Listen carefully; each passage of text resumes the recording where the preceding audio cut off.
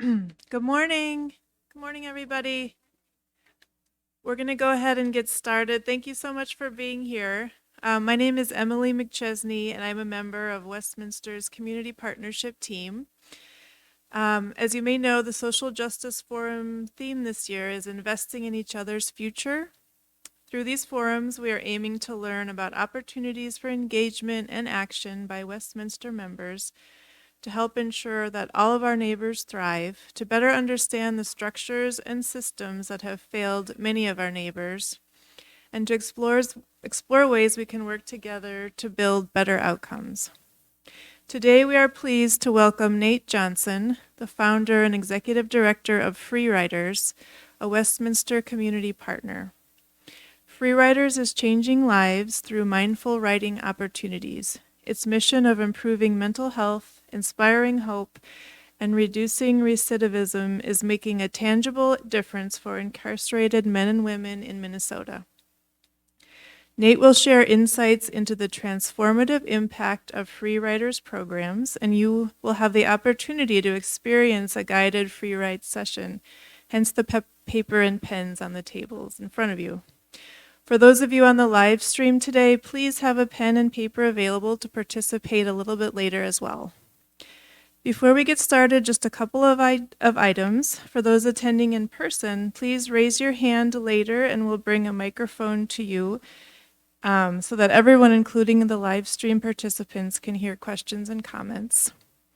And for those attending on the live stream, please submit any questions or comments in the live stream chat and we'll monitor that to share with everyone. With that, please welcome Nate Johnson. Thank you, Emily.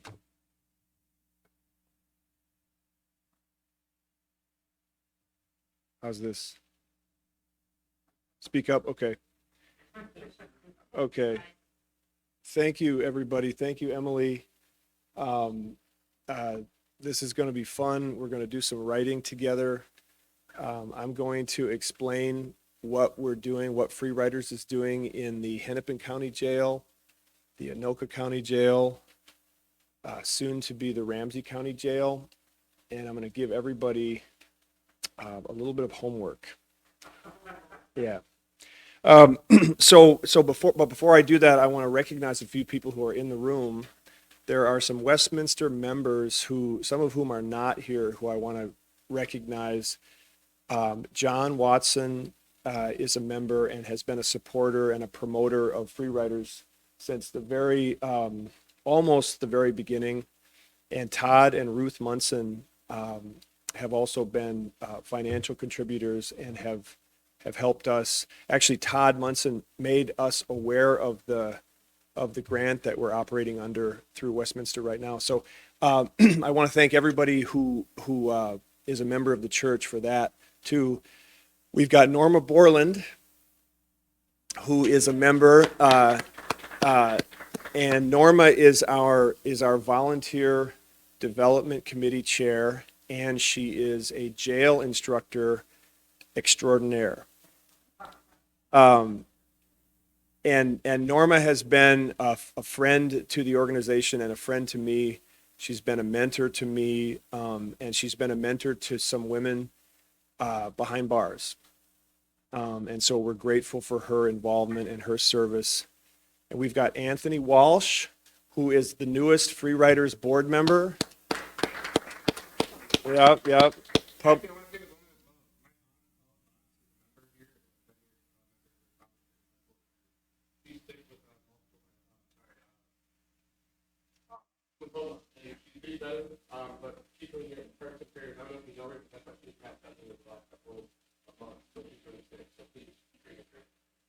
Okay, thanks, Anthony. Anthony's a published author, and he is a third-year law student at Mitchell Hamlin, and he is so many other things. So we're thrilled that he's going to be in leadership with Freewriters and kind of guiding us and providing some oversight to what we do. And he will be a jail instructor too, as soon as we go through all the administrative steps for that.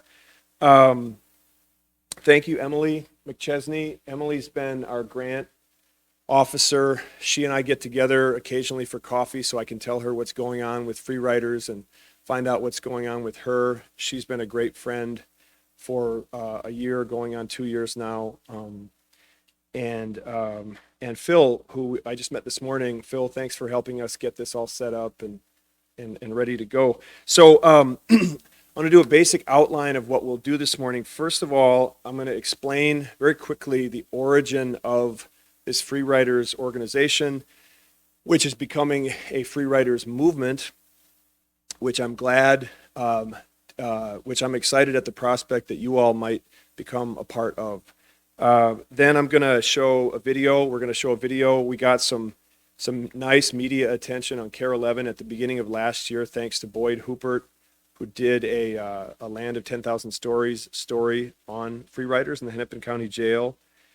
I'm going to talk briefly about the theme of social justice, and this is where the homework comes in. I have a specific ask of everybody in the room and watching online, and it doesn't have anything to do with financial support. It has to do with community education. There are some things that I have learned in my work in the jail about the people locked up in the jail, and I'd like you all to help me spread the word about this. So I'll get into that in a minute, but come on in. And then we're going to do a free write. And so we're going to pretend for about 10 minutes, 10 or 12 minutes this morning, like we are in jail. For those of you online, it'll be a little tougher to get that vibe, but I'm going to give the introduction to the free write, same as I would if I were in the Hennepin County Jail, and that way you'll know exactly what we do in there. And then we're going to do 1 5-minute free write, same as we would in the jail. And what that means is I'll pick a writing prompt. We'll write that prompt at the top of our piece of paper, and then we'll set a 5-minute timer, and then all of us who care to participate will begin writing. And it does not matter at all what you write. It doesn't have to make sense. It doesn't have to be pretty. It doesn't have to be punctuated correctly. What does matter when we do it is that you don't stop writing the whole time. And then anybody who wants to share, or as many as we have time for, can read out loud what they've written. So I hope everybody's just a little bit nervous. All right, so and then we'll do some questions. I want to make sure people have time to ask questions and make comments if they have any. So to begin, I used to be a prosecutor in Waseca County, which is about a half an hour to the east of Mankato.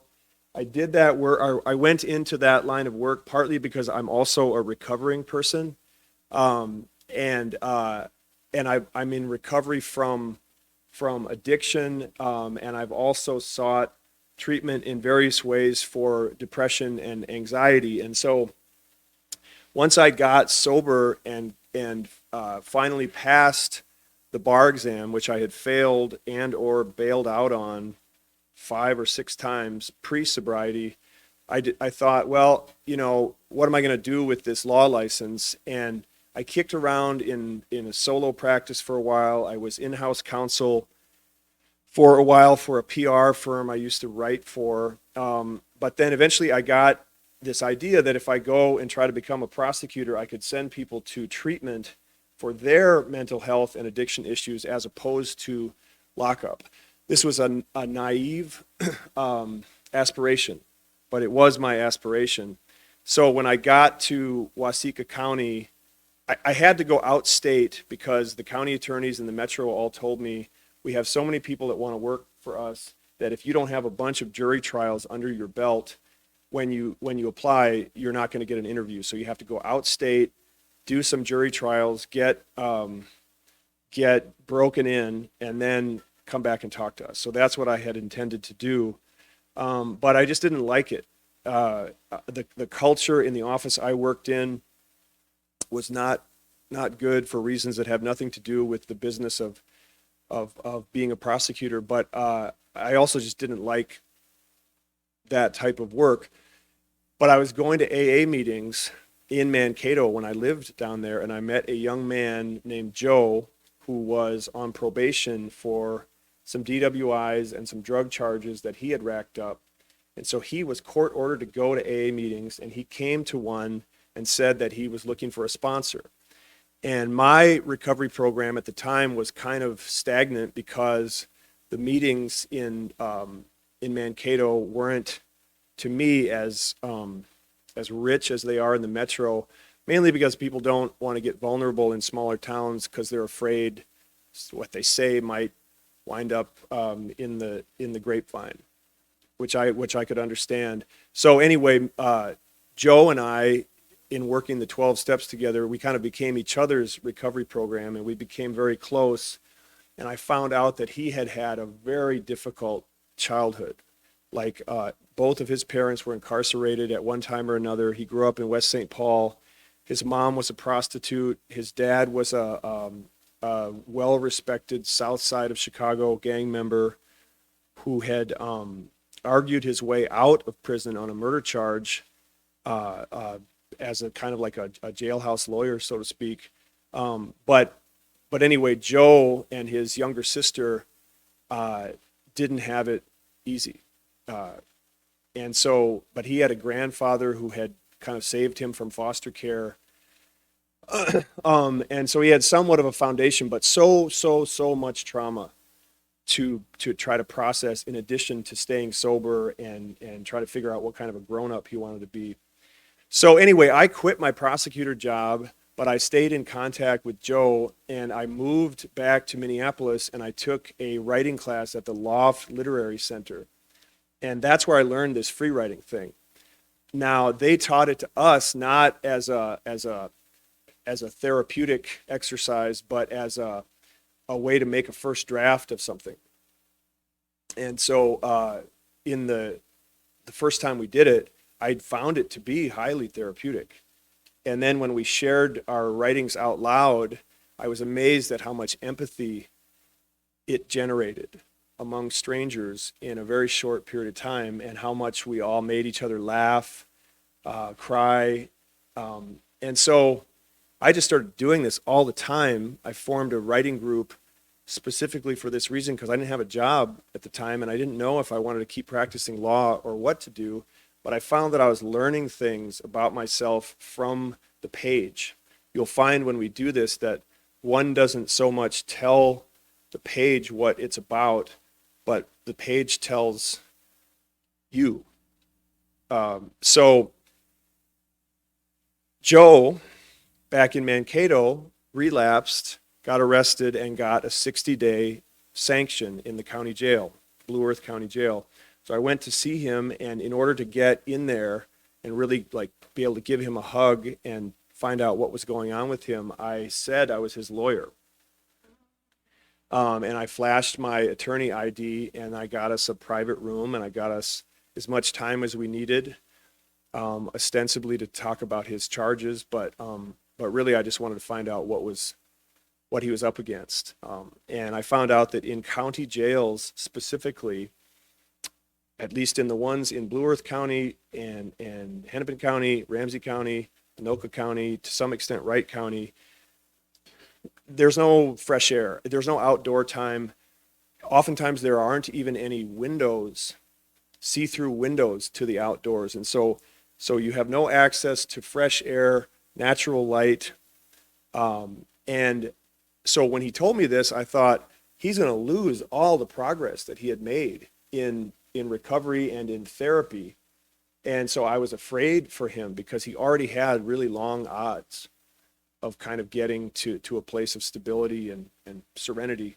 And then I said, what do you have in here for classroom programming? And he said, the Jehovah's Witnesses come through here occasionally, and we have Narcotics Anonymous meetings occasionally. But, and so anyway, I thought, this is, if you weren't angry and depressed when you got here, you will be by the time you get out. And so I showed him this free writing thing. And I said, I don't know if you're going to like this, but this has been helping me tremendously. And so here's how it works.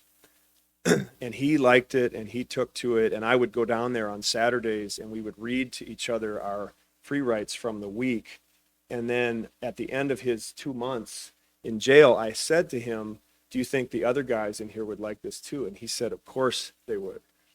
He said, a lot of these people are highly intelligent and creative and just have nothing to do but sit around and, watch daytime TV and maybe play chess occasionally. But so that's how it started. I had a good friend, and I still have a good friend who serves as Sheriff Witt's chief of staff here in Hennepin County, and he helped me get in front of the programming sergeant at the Hennepin County Jail who could, to whom I could pitch the idea of hosting Freewriters classes.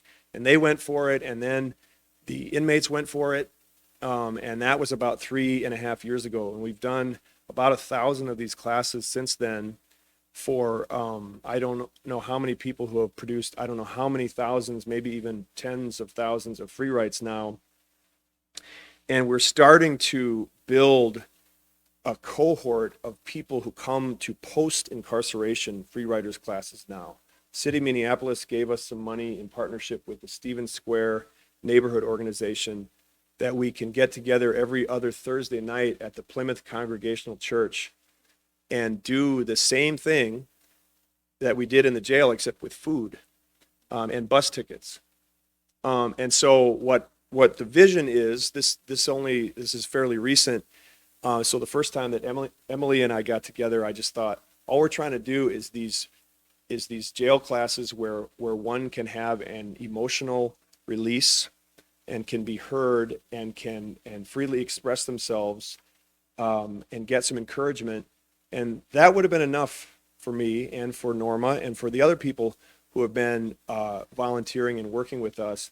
But then once people started to get out and get in touch, it occurred to me that some of these people would be good candidates to hire to lead free writers classes, let's just say for the 13-year-old versions of themselves. And I know that most of you don't even know what free writing really is yet, so you wouldn't necessarily know why that would be so useful, but you will. So let's see, let's do the video now. At some point, the then Sheriff Hutchinson got excited enough about what we were doing, or I should say his communications director did, that they pitched the idea to Boyd Hooper at CARE 11, and he came in and did this.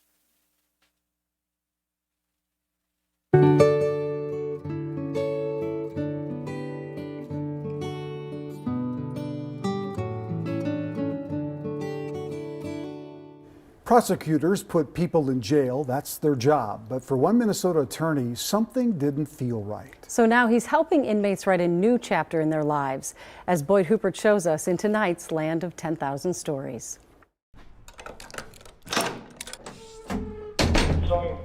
As the inmates at the Hennepin County Jail could attest, it is difficult to erase one's past.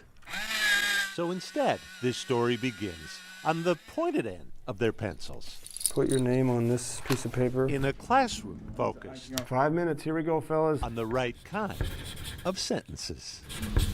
I founded Freewriters just over 2 years ago. Nate Johnson can be found downtown 4 times a week, behind the county jail's locked doors, Everybody's got something to write with? teaching free writing. All right, so the first prompt we're going to do today is, if you ask me.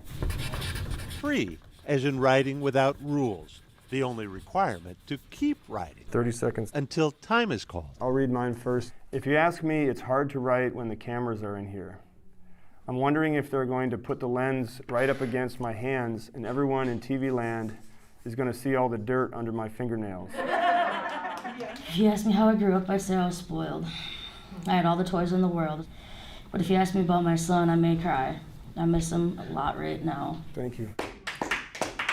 This would be my third class here. Count Stephanie Clark, already convinced. Writing helped me get out of my deep depression I was in when all my everything that I'm here for happen. Like I sort of felt mentally free for a minute or two. So that's what I'm hoping happens with you guys. Sometimes I hold stuff in so tight for so long, I feel like I'm going to explode. Inmates embraced by a man who used to put people like them away. I was a prosecutor. I was a prosecuting attorney in southern Minnesota. University of Iowa Law School grad, assistant Waseca County attorney. I could see right away, this just isn't for me. I was on the wrong side of things. And we will start. I really tend to have, right now, compassion for people that have screwed up. After a free writing class helped Nate navigate his path to sobriety, he shared the technique with a friend who'd spent time behind bars. I said, Joe, do you think the other guys in here would like this? And he said, yes, absolutely. And that's really when the idea for Freewriters was born. I write because sometimes the man I am on the inside is not the same as the man I allow to be seen on the outside. To Jazz Roberts, free writing is healing. If I don't get it out, I'm not going to ever heal from it. So when I'm able to let it out on the paper, it allows me to let go of some of the baggage that I'm carrying. I crave being heard. You can always make a change. I write because it's therapeutic to me. Helping them, what does that do? It helps our staff. Sergeant Adam Hernke, the jail's program coordinator, says everyone wins when inmates are in a better place emotionally. One of the reasons Nate was named the Minnesota Sheriff's Association Volunteer of the Year. I already know I'm on my way to becoming a better person. If we don't treat them, if we don't give them a chance to express themselves and to heal emotionally, it's going to be worse for all of us because most of these guys are getting out. If you ask me, I would erase my DLC number, get a master's degree in art, so my lyrics never fail. If you ask me, I would turn the clock the other way. At the end of the day, still locked up. I write because I must and because I may. I am lucky I get to express this human life. But for an hour a week, writing is freedom. Appreciate it. I love being here. Boyd Hooper, KARE 11 News. Hey, it's good to meet you, man. Minneapolis. Well, Nate has also led free writing classes in Dakota and McLeod County.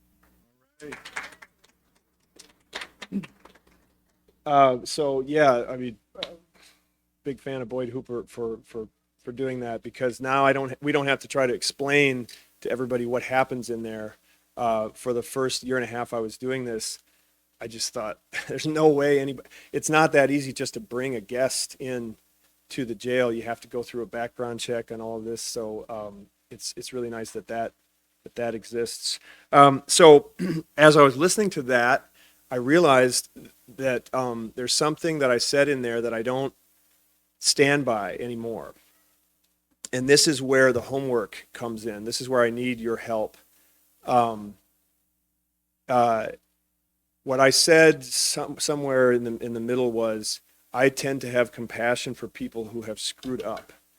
And that's how I felt at the time. I thought, I've got my issues. I've made bad decisions. I've hurt people. And so have the people in jail, and I have compassion for them. Now, this is where my point of view and outlook on this question has changed. I would say the quintessential participant that we have in free writers classes has led a life something like what I'm about to describe. They grew up in poverty, and in a home that suffered from addiction, untreated mental illness, incarceration, and so by the time, I'll just use Joe, who was the first free writer ever, and I found that a lot of the people that we meet in the jail aren't that different from him. Joe was born into exactly the situation that I just described and experienced unspeakable trauma by the age of 5, and then another helping of it by the age of 10 and 15, and he had to start earning his own money around age 12. Because maybe there was some public assistance coming to the home, but it wasn't necessarily making its way to him because mom and dad were not sober. And so if you, because he grew up in an impoverished area where the dominant industry was organized crime, that's where he went looking for work, or that's where somebody told him to go and find work. You know, in Marshall, Minnesota, where I grew up, I would go work on somebody's farm if I needed money, you know, or I would work at the driving range or something, or get a paper route. But he didn't really have that option, and so he learned how to sell weed and sell other things, and because he is smart and tough and reliable, he got promoted within his industry.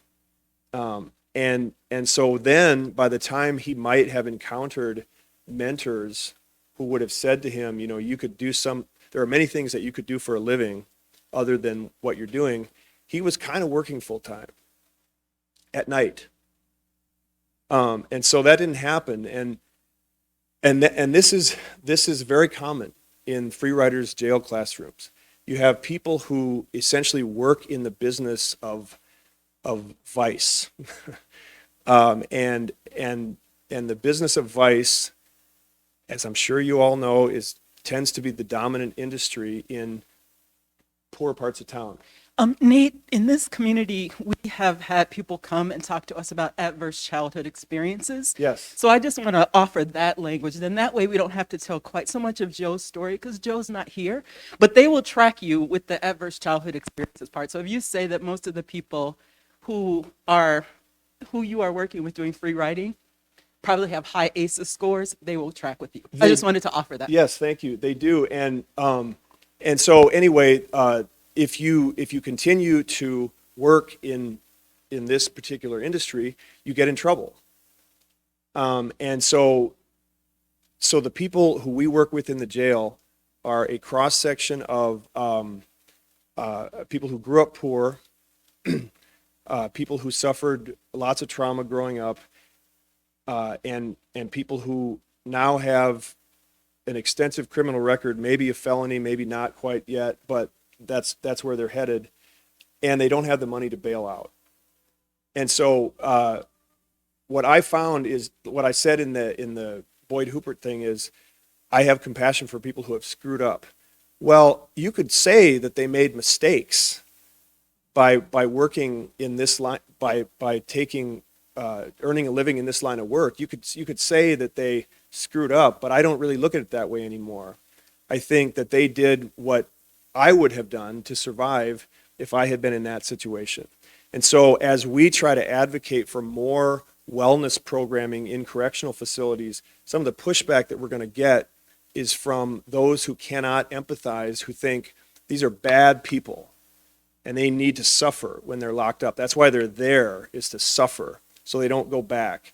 And that's just not, that line of thinking is not applicable to the reality specifically in these pretrial county jails. And so we're trying to reach people and let them know, hey, listen, you know, you're really talented. We don't judge you any more than we judge ourselves or our own family members who have their issues.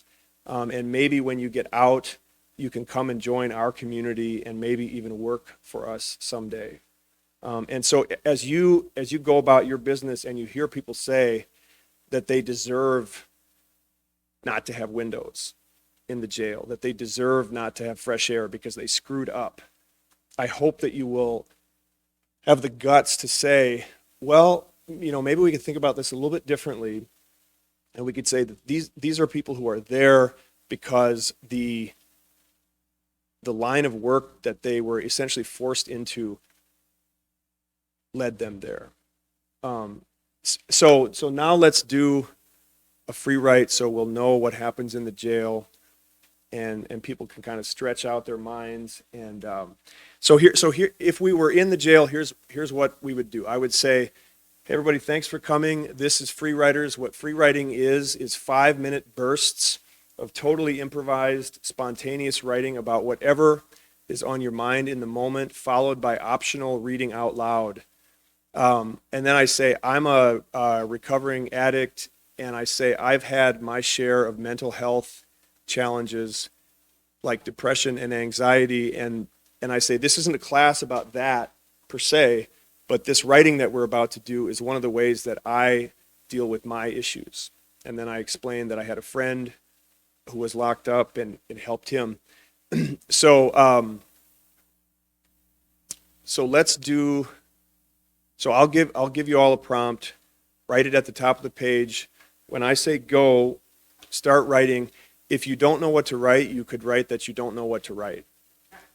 The only way to do it wrong is to worry about that you're doing it wrong.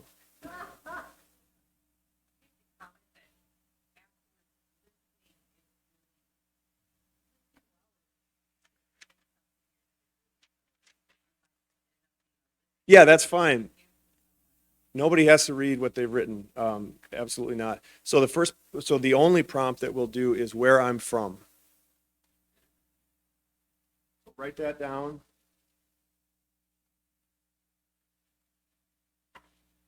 And I'll let you know when there's about 1 minute left. And when I say stop, I don't mean put your pens down. I mean begin to wrap up whatever thought you're on. So where I'm from in 5 minutes, and go.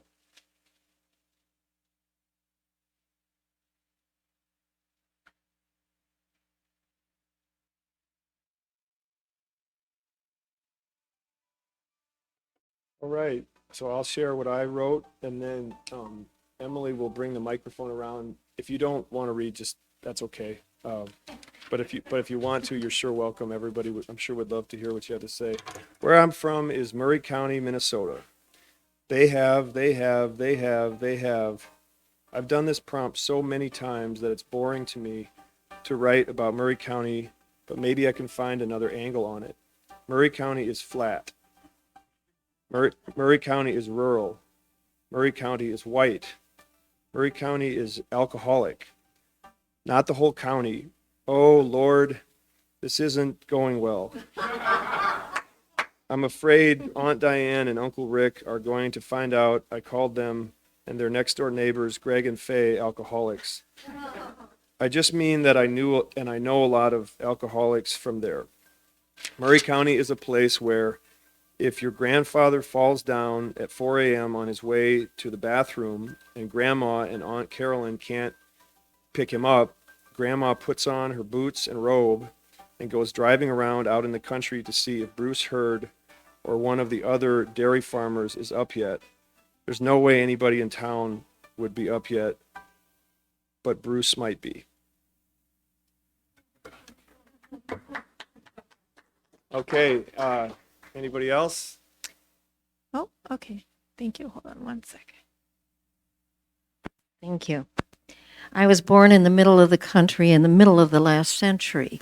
Wisconsin was where all 6 of us kids and our parents' parents were born. Good farming stock.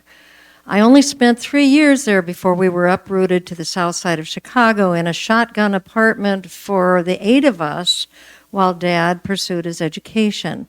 Then at age 7, we all jumped into the covered wagon and headed west to California.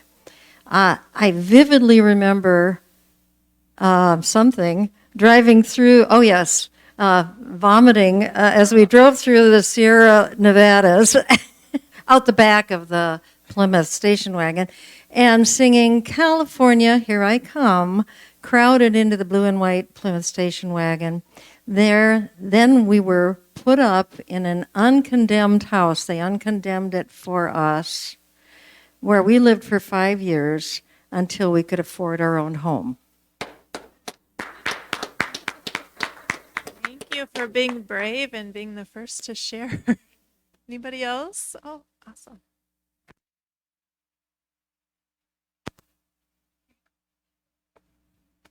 Where I am from.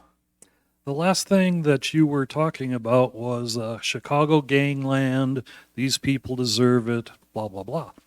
I am from small town, 6,000 people, Iowa. When I grew up, we had one black family in town. My home life was very stable, 2 parents, mother at home, very middle class. How can you help people like me who empathize but really have a hard time relating to this situation? Thank you very much. If we do 2 or 3 more, we'll have time for 10 minutes of questions. So we can either keep reading the free rights and sprinkle questions in. I'll just leave it up to the group. Yeah? Okay. Okay. Somebody up. Okay. Thank you, Sheila. Where I am from, I just wrote about that up there, even before the prompt was spoken. God already knew. God spoke it to my heart with love. I'll read what I wrote.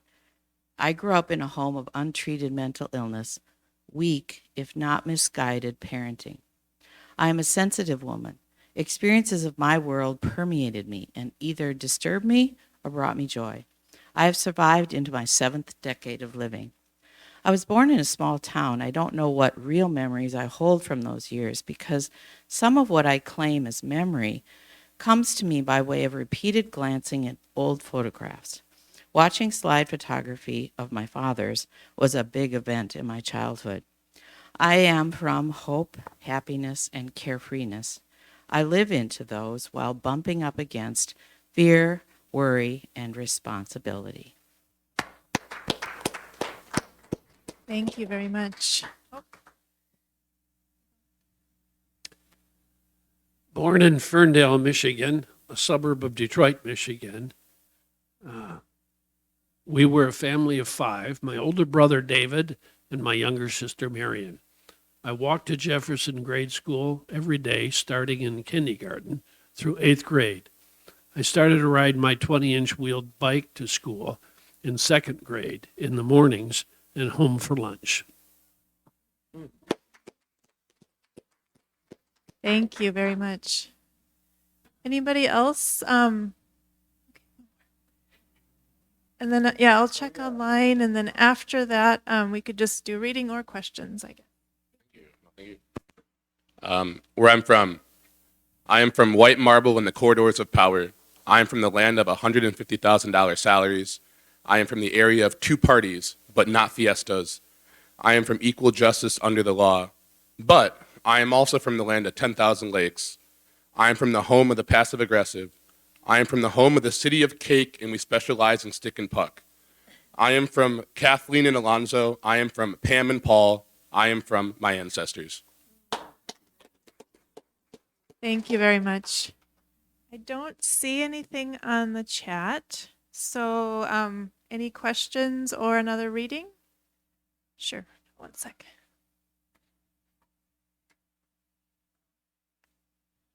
Thank you for coming. I think I heard that these writers that you gather together are together for an hour. So what is it besides this that you do with them, or what they do, please? We do 3 of these. Each hour? Yeah. Okay, thank you. When you were discussing your change of attitude, it made me think of a phrase that these are good people with bad situations. Yeah, that's right. Is that what you were trying to tell us in essence? Yeah, I guess so. And also that I would, that's where I would be if I were in those situations, you know. Things went awry for me after some tough stuff happened. And so I could think of myself as a druggie, and technically I suppose that would be true. But another way to look at it is there were circumstances that led to painful moments, and then trying to address or otherwise deal with those painful moments. And so I just sort of feel like if you grow up in an area that's impoverished, it's just a lot more likely that if you're dealing with untreated mental illness, addiction, or you haven't found a path in traditional education and work, Freewriters is likely to meet you in the county jail. And it doesn't mean that you're out there trying to make problems for society. You're just trying to live. One thing I should also point out, at the end of each jail class, for the first couple of years, what I used to do was to say, here's our website. And if you want to keep doing this when you get out, all you got to do is go to the website. And this was also a naive thing for me to say. And because everybody in the classes usually love it, you know, and they say, oh, I'm definitely going to contact you when I get out, Nate. And then they didn't. I mean, and the pandemic happened too. So, but at some point I started to say to them, why don't you leave me a way to notify you about the stuff that we're doing on the outside if you want to be notified. And so if you leave an email address, a social media handle, a cell phone number, or a family's phone number, then you'll get our e-blasts that say when we're getting together on the outside. So this way, even if you lose the piece of paper that has my or Norma's email address on it, you're going to hear from us. And so that's kind of the new, that's our innovation, so that we can really build a community by continuing to stay in touch with them, even if they forget about us from time to time. Thank you. So I had met Nate a bit ago, and something that we had talked about, and which I think will help maybe frame perspective, is I was able to, after many years, find my biological family, and I met up with them, and so I have those experiences that I know now what maybe would have been. And I have some older brothers, and just for one of them was very heavily incarcerated when I had met my family. And we looked, very similar. He's a little bit taller than me, but just that, to me, it hit me at that moment that a lot of times it's not, again, about how somebody looks, right? It's about the resources, the opportunities that they've been given. And as I've started to kind of be more comfortable with that and talking about that, I think that sometimes really gets people. They can kind of see that you have two people that are the exact same, look the same and everything, but have had widely different opportunities in life. And so I am where I am because of, having opportunities and people believe in me and all these kind of things. And that's, I think, what Nate is trying to get the point across, is that given the right environment, we are all able, we're all more likely to succeed, in that some of us have had, whether, not the way that we look, but the advantages that we've had through resources and through our networks and the people that we're around. So that's something I like to kind of share, is that I'm a product of having resources and having people believe in me. And then I have a brother who is heavily incarcerated, who didn't have those resources. So, and I've talked to my biological family about this and adoptive family. And so me saying this kind of stuff isn't, hurting anybody's feelings. It's just the truth that, resources really, opportunity is out there to really help advance people. So again, it's not the way that you look, but it's the opportunities that you've been afforded and what you do with those as well, of course. Right. But something to kind of think about it a little bit. Thanks, Anthony. One thing I'll add to that is we haven't even talked about institutional racism yet this morning, but there's in addition to there being an industry of organized crime, there's also an industry of fear.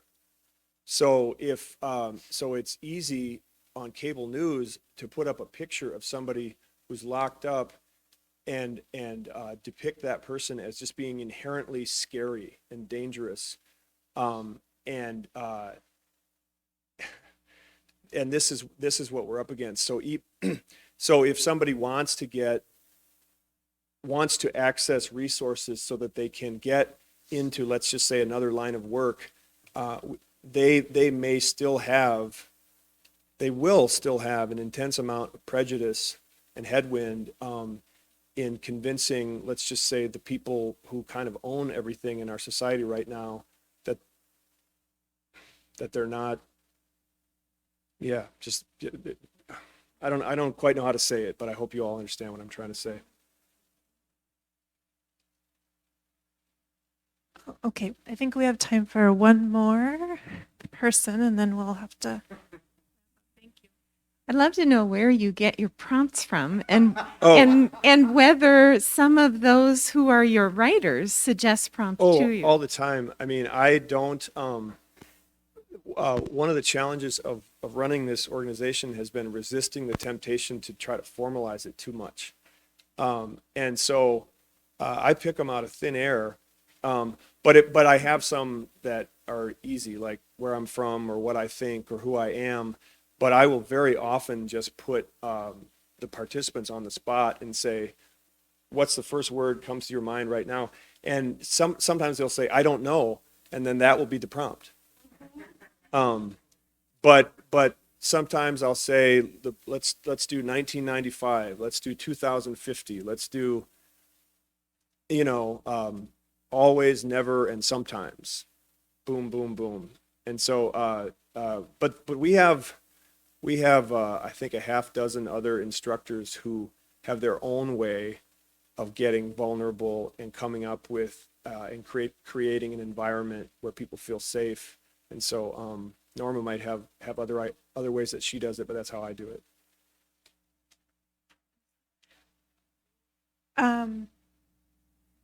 Is that yeah, I think we are going to lose our live stream. Sorry. You can certainly chat with Nate after. Yeah.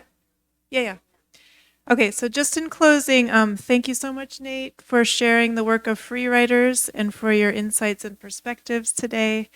Next Sunday, the social justice team will join forces with adult education and the eco-justice team to present a special Earth Day forum. We will welcome former State Senator Patricia Torres Ray speaking on the 2023 Climate Justice Agenda in the Minnesota Legislature. That will take place in Westminster Hall and on the live stream. We look forward to seeing you then. Thank you so much.